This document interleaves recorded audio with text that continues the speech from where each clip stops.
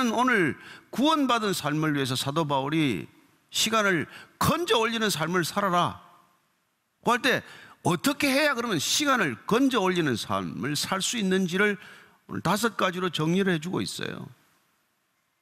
첫 번째가 지혜로우라는 것입니다. 어떻게 너희들이 살아가야 할지를 자세히 좀 들여다보고 그냥 남들 사는 대로 덤벙덤벙 살 일이 아니라 어떻게 사는 것이 그야말로 제대로 사는 것인지를 깊이 생각하고 제발 좀 지혜롭게 살라는 것이죠. 지혜 없는 자 같이 살지 말고 지혜 있는 자로 살라고 말합니다. 성경 전체는 지혜에 관한 얘기를 우리에게 수없이 가르쳐주고 있죠. 지혜란 우리가 잘 아는 대로 하나님을 인정하는 삶이에요. 성경 전체는 하나님을 경외하는 것이 지혜의 근본이다 이렇게 말씀해주고 있지 않습니까?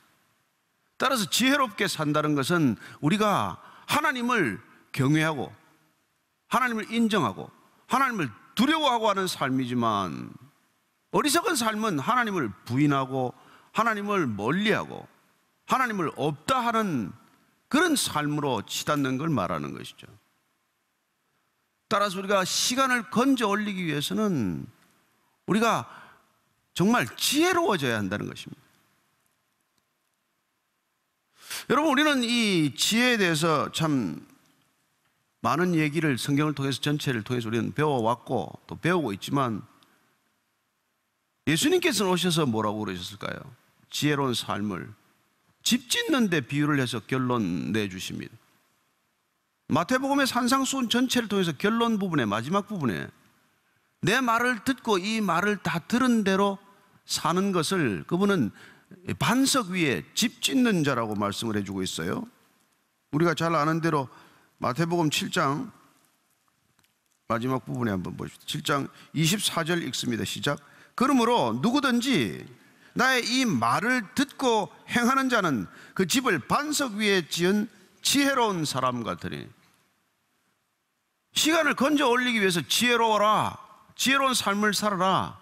어떻게 하는 거라고요? 예수님께서는 내가 내게 가르친 말, 내가 내게 일러준 말, 그 말대로 살아가는,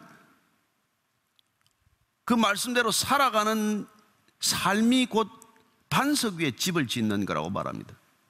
하나님을 부인하고 하나님의 말씀을 들은 둥 말은 둥 귓전으로 흘려듣고 사는 삶은 모래 위에 집 짓는 것과 같아서 창수가 나고 폭풍이 일면 그 집은 반드시 무너지게 되어 있지만은, 말씀대로 사는 삶은 반석 위에 집과 같아서 그런 어려움이 오고 고난이 오고 환란이 올지라도 그 집은 무너지지 않는 집이 된다는 거예요.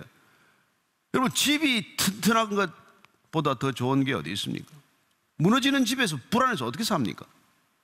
따라서 잘 사는 것, 우리가 시간을 건져 올리는 삶의 첫 번째 걸음은 바로 지혜로운 걸음이어야 하고, 그 지혜로운 걸음이란 주님께서 이 땅에 오셔서 어리석게 살아가는 세상 가운데 말씀의 기준을 새롭게 하고 말씀을 새롭게 들려주고 아버지께 들은 말씀을 내가 다 전하고 간다, 그렇게 말씀하신 그 말씀대로 우리가 기억하고 사는 것 보다도 더 시간을 건져 올리는 삶은 없다는 것입니다. 따라서 우리는 지혜롭기 위해서 우리가 가진 모든 것을 바꾸는, 예수님께서 자기 가진 것을 모두 팔아서 밭에 보화를 샀다고 하는 그 비유를 통해서 알 수 있듯, 그건 결코 어리석은 결정이 아니란 말이에요.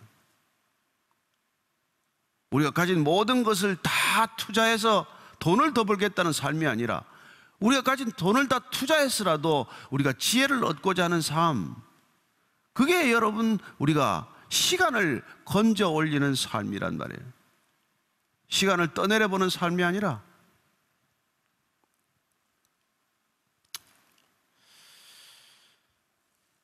참 안타깝게도 이런 우리가 그리스도인이라고 하면서도, 그리스도인이라고 하는 사람들조차도 우리는 지혜로워지기는커녕 지혜의 원천인 하나님으로부터 우리가 배우는 게 아니라 어리석게 악한 시대에 접해 있는 이 세상으로부터 배우기 위해서 죽을 힘을 다하지 않아요?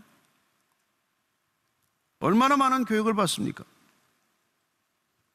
얼마나 많은 시간을 우리가 지식 교육에다가 쏟아붓습니까? 그러나 그렇게 그 많은 학교 교육을 받고 그 많은 지식적 교육을 쌓았다 한들 얼마나 어리석은 삶의 행태를 많이 보냔 말이에요.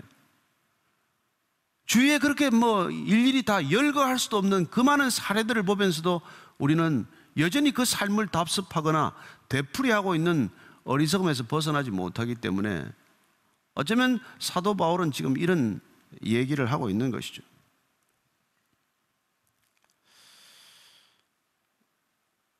사도 바울 자신이 어쩌면 자기 자신이 그런 어리석음에서부터 벗어난 놀라운 간증이 있기 때문에 이런 얘기를 하는 거예요. 그는 그리스도인을 박해하는데 누구보다도 열심이었던 사람이란 말이에요. 그러나 그 종교적인 열심마저도 진정 참된 지혜에 근거하지 않을 경우에 그리스도라고 하는 지혜를 만나지 못하면 그 하나님을 향한 열심조차도 인간 자신에 대한 해독일 뿐만 아니라 이웃을 해치는 강한 독이 될 수 있다는 것을 깨달았기 때문에 그런 이런 얘기를 하고 있는 것이죠.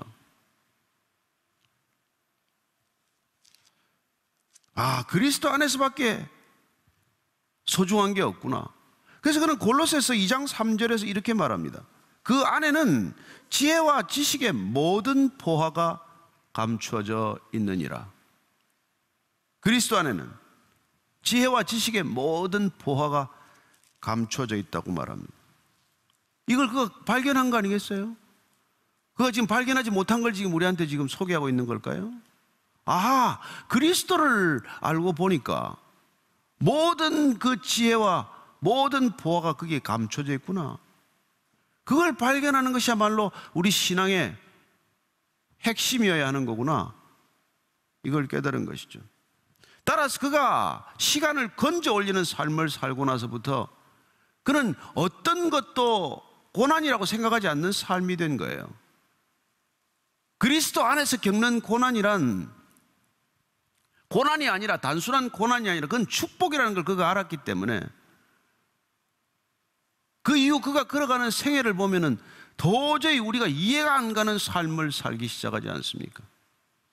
왜냐하면 더 이상 그는 흘려보내는 시간이 아니라 건져 올리는 인생으로 접속되었기 때문에 어떤 삶을 살더라도 그리스도 안에서 살아가는 삶은 어떤 시간이라도 그리스도 안에 접속된 시간은 떠내려가는 시간이 아니라 그건 영원에 편입되는 시간이라는 것을 그가 알았기 때문이죠. 따라서 그는 그 시간, 어떤 시간이라도 그는 때를 얻든지 못 얻든지 그 시간이 내 주관이건 다른 사람의 주관이건 그 시간 가운데서도 그는 영혼의 시간을 기억하고 영혼의 삶을 증명하는데 그 시간들을 쓰고 있다는 것을 알게 됩니다. 얼마나 참 놀라운 얘기입니까? 자기가 그렇게 살기 때문에 지금 이렇게 에베소 교회를 향해서 말하는 거예요. 세월을 아끼라, 시간을 건져 올려라. 구원받은 자답게 사는 것은 그 시간을 그냥 그렇게 흘려보내는 것이 아니다. 세월이 아끼라는 이유는 때가 악하다. 그런 얘기를 계속하는 것이죠. 우리가 이 시간을 건져 올리지 않으면 어떻게 됩니까? 그러면 우리는 정말 방탕한 삶을 살게 되겠죠. 이 시간 속에 떠내려가는 삶의 모습은 이루 다 말할 것도 없습니다. 성경에 일일이 찾아 읽을 것도 없어요, 사실은. 우리의 모습이 어떻게 변할 것인지. 이 악한 세상 속에서 우리가 그들과 함께 떠내려가는 시간을 쓰고 있을 때 우리의 24시간, 아니 우리의 중요한 시간들은 한 해 한 해가 어떻게 흘러갔는지를 한번 돌이켜보자는 것이죠. 따라서 17절 말씀 이렇게 얘기하고 있습니다. 시작. 그러므로 어리석은 자가 되지 말고 오직 주의 뜻이 무엇인가 이해하라. 세월을 건져 올리는, 시간을 건져 올리는 삶을 사는 두 번째 걸음은 무엇입니까? 첫 번째, 지혜 있는 자가 되라. 지혜로워라. 둘째는 하나님의 뜻을 분별하라는 것입니다. 하나님의 뜻이 무엇인가 그걸 알라는 거예요. 우리는 그리스도인이 되면서 더 이상 내 뜻대로 살지 않기로 결정한 사람들입니다. 자, 내 뜻대로 살지 않기 위해서는 우리가 그리스도의 뜻을 알아야 한단 말이에요. 하나님의 뜻을 모르고 사는 것보다도 더 불행한 일이 어디 있습니까? 우리는 그리스도인이 되었는데 하나님의 뜻은 잘 모르겠습니다. 그래서 하나님의 뜻을 알기 위해서 지금도 여기저기 기웃거린다면 그것처럼 비극적인 일이 어디 있냐고요. 그리스도인이 되었다면 마땅히 주의 뜻이 어떤 것인지, 그 뜻을 알기 위해서 우리가 날마다 이 길을 가고 있고, 날마다 성경을 읽고 있고, 날마다 기도를 하고 있는데, 근데 여전히 그분의 뜻을 모르겠다. 길을 놓친 거 아닐까요, 혹시? 그래서 제발 어리석은 자가 되지 말고 주의 뜻이 무엇인지를 분별하는 삶을 살라는 것입니다. 지혜로워야 하고 주의 뜻을 분별할 수 있어야 한다는 것입니다.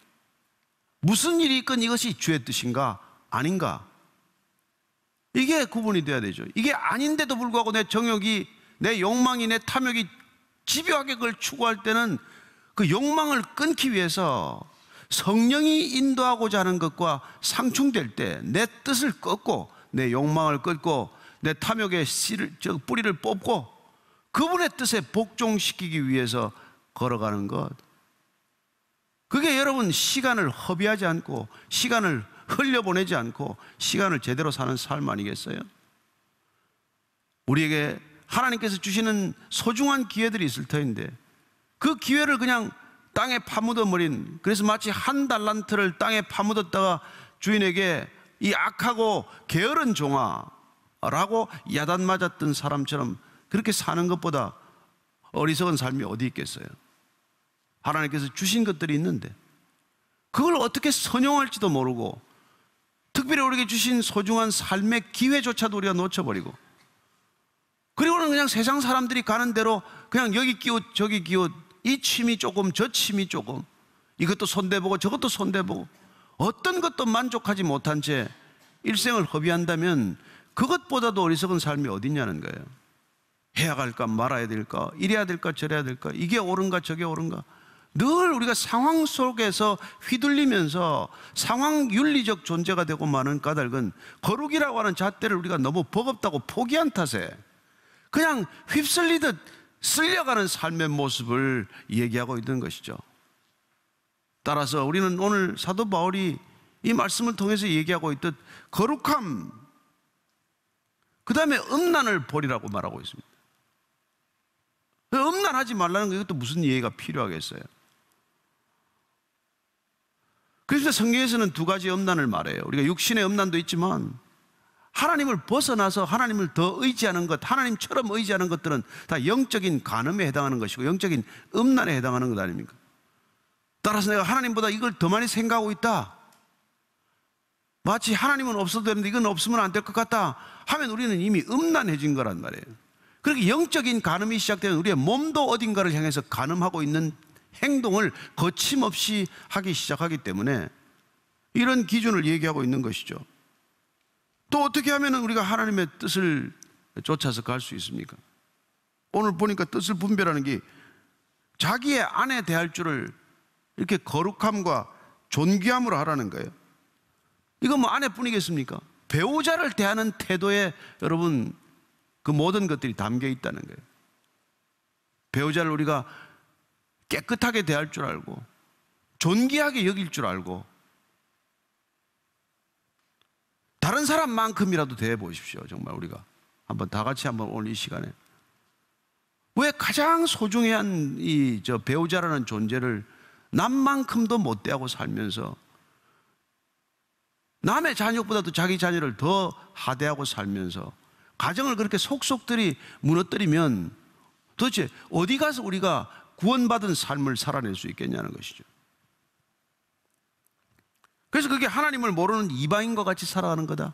세욕을 쫓는 삶, 그리고 분수를 넘어서서 형제를 해하는 것, 형제를 해치는 것, 형제를 음해하는 것, 그건 다 분수를 몰라서 하는 거라고 말합니다. 이런 것들이 우리가 주의 뜻이 무엇인지를 분별하는 일상의 기준들이란 말이에요. 그냥 내다 버리듯이 버리는 시간들이 그렇게 많은데도 정작 우리가 건져 올리는 시간들이 그렇게 부족하다는 것을 알게 되죠. 세 번째, 우리가 중요한 걸음은 무엇입니까? 세 번째, 우리가 시간을 건져 올리는 삶을 위한 세 번째 걸음은 18절이에요. 시작. 술 취하지 말라. 이는 방탕한 것이니 오직 성령으로 충만함을 받으라. 뭐 익히 잘 아는 말씀이죠. 술 취하지 말라. 이는 방탕한 것이니 오직 성령 충만을 받으라. 그렇습니다. 지혜로워라. 뜻을 분별하라. 성령으로 충만하라. 성령 충만하라.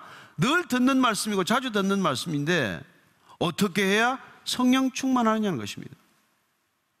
그럼 오늘 뜻밖의 사도 바울은 술 취하지 말라 하고 대조를 시켜놓고 있어요. 술 취하지 말라. 방탕한 것이니 성령 충만을 받으라. 왜 그런 술 취한 것과 성령으로 충만한 것을 이렇게 둘이 딱 갖다 붙여놨을까요? 비슷해 보이는 것들이 있지만 전혀 상반된 것들이기 때문에 그런 것이죠. 비슷해 보이는 것들이 있어요. 술 취한 것과 성령에 취한 것. 성령 충만한 것은 겉으로 보기에 조금 흡사한 모습이 있긴 있지만 그러나 본질은 전혀 상반되기 때문에 우리가 세상에 가는 것과 정말 주님께서 좁은 길로 가라고 하는 이 길이 이렇게 상반되듯이 술 취한 것과 성령에 취한 것과는 정말 달라도 너무 상반된 걸음이기 때문에 지극히 우리가 알아듣기 쉬운 비유가 되는 것이죠. 자, 술 취하면 어떻게 됩니까? 판단력과 분별력을 다 잃어버리는 것이죠. 그리고는 지극히 감정적이고 충동적이 되는 것 아닙니까? 술이 취하면은 뭐 그냥 얼마나 말이 많아집니까? 얼마나 실언이 많아져요. 얼마나 이해할 수 없는 행동을 많이 합니까? 술로 얼마나 많은 그런 실수가 있어요. 절제를 잃어버렸기 때문에.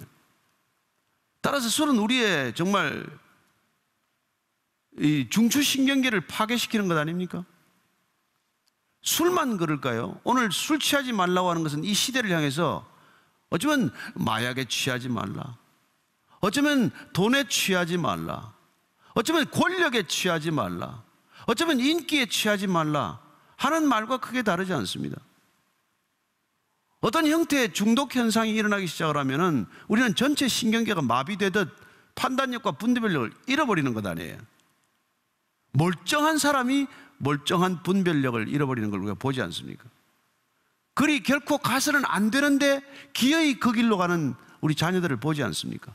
100번 1000번 말려도 그 길이 아닌데도 불구하고 그런 결정을 내리는 것들을 보지 않습니까? 분별력이 마비되었으니까, 이미 중독되었으니까. 따라서 저와 여러분들이 성령 충만한지 안 한지를 구별하는 게 너무 쉬워요. 바뀌었습니까? 여러분들이 바뀐 만큼이 성령 충만이에요.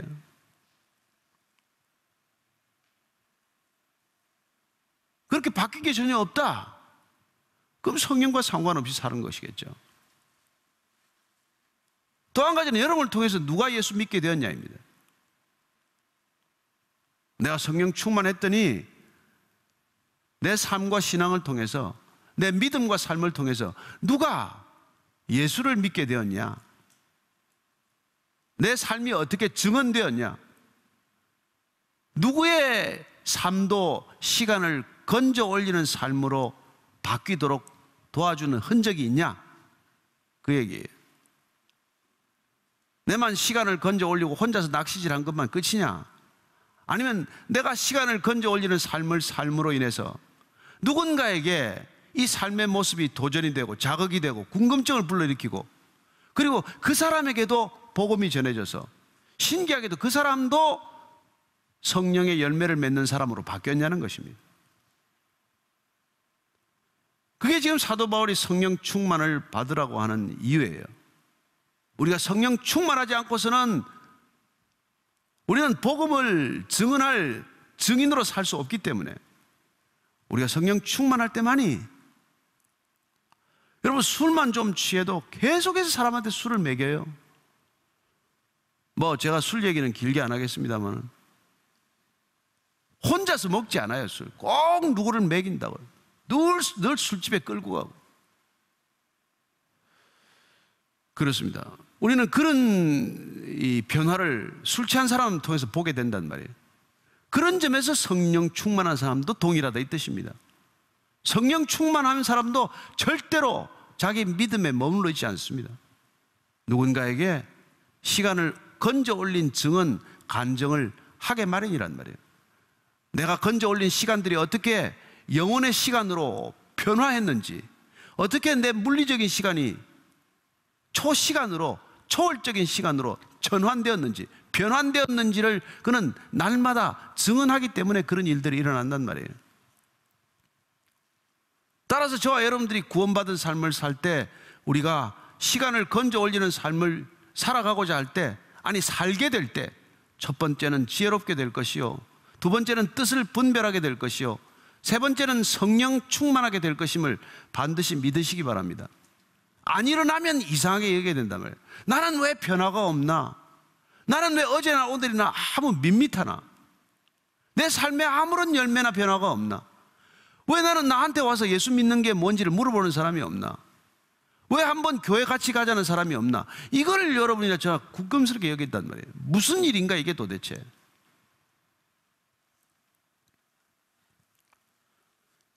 그럴 때 우리가 나타나는 놀라운 이 모습이 19절, 20절 예배자의 모습, 감사하는 삶이라는 것을 알게 됩니다. 19절, 20절입니다. 시작. 시와 찬송과 신령한 노래들로 서로 화답하며 너희의 마음으로 주께 노래하며 찬송하며 범사의 우리 주 예수 그리스도의 이름으로 항상 아버지 하나님께 감사하며. 자, 시와 찬송과 신령한 노래로 서로 화답하게 됩니다. 그 모든 시간들이 내 안에 살아 움직이면서 놀랍게도 상상할 수 없는 에너지가 생기기 때문이죠. 하루 종일 마른 땅을 걸어가도 피곤치 않게 되고, 내 노래가 터져나오기 시작을 하고, 입술에서 찬송이 흥얼거리기 시작되고, 이게 곧 예배자의 삶이 된다는 것입니다. 예배를 드리게 된다는 거예요. 여러분, 성령 충만할 때 우리는 예배자가 기어이 되고 맙니다. 그리고 서로 화답한다는 것은 비로소 우리는 소통이 가능한 사람이 되는 거예요. 찬양하고 우리가 찬송함으로써 비로소 우리는 소통할 수 있는 사람이 된다는 것입니다. 하나님과의 소통이 이루어지고 사람과 사람과의 소통이 이루어지는 그런 소통할 수 있는 인간이 된다는 거예요. 어쨌든 그건 성령 충만의 결과지만, 우리가 시간을 더욱더 건져 올리는 삶을 위해서 우리는 항상 하나님께 예수 그리스도의 이름으로 감사하라는 거예요. 우리의 시간들이 건져졌을 때 과거가 어떻게 새롭게 해석되는 것을 경험했다면 더 이상 우리는 미래의 미지의 사건들에 대해서도 우리는 불안해하지 않습니다. 그리고 누군가의 과거에 대해서도 비난하지 않습니다. 우리는 그 모든 시간들이 어떻게 새로워질 수 있는가를 경험했기 때문에 그는 모든 일에 감사할 수 있게 된다는 것입니다. 우리는 더 이상 상황과 조건에 휘둘리지 않는 삶을 사는 거예요. 시간이 해석된 사람만이 내릴 수 있는 결정입니다. 아무리 불행한 일을 보더라도, 아무리 안타까운 일을 겪더라도 그 일들을 우리가 선입견을 가지고 섣불리 판단하거나 섣불리 사람을 비판하거나 비판하지 않는다는 것입니다.